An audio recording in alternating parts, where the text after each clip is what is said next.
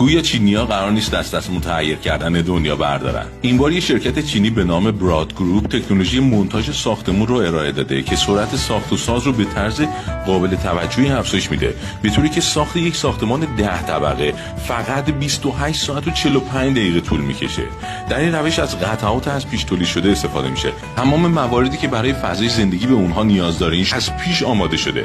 براد گروپ برای کف هر طبقه از یه لایه شامل 2 ورقه استیل که با لوله‌های عمودی کوتاهی به هم متصل شدن استفاده میکنه. بر اساس گفته مهندسان این شرکت، این روش 10 برابر سبکتر و 100 برابر قوی‌تر از ساختمان‌هایی که با روش سنتی ساخته میشن. از مهمترین مزایای این دو ساخت و ساز اینه که هر کدوم از اجزای اون به اندازه کانتینرهای حمل و نقل طراحی شدن و همین مسئله باعث میشه که اجزایی که از پیش در کارخانه درست شدن رو به راحتی بتونن به هر جایی که در دنیا به اونها لازم هست منتقل بکنن. براد گروپ همچنین مدعی که این ساختمان‌ها در برابر زلزله بسیار مقاوم و همین هم باعث شده تا اونها برای استفاده در موارد زیادی مثل خونه‌های مسکونی و هتل‌ها و بیمارستان‌ها مناسب باشن. بخش‌های مختلف این ساختمان‌ها این قابلیت رو دارن که در صورت لزوم از هم جدا بشن و به محل جدیدی منتقل بشن. این کمپانی عنوان کرده که این نوع از سازه‌ها میتونن برای ساخت آسمون خراش‌هایی تا حداکثر 200 طبقه استفاده بشن. حالا اگر دوست سازنده‌ای داری این پست رو براش بفرست که آماده ساختمون سازی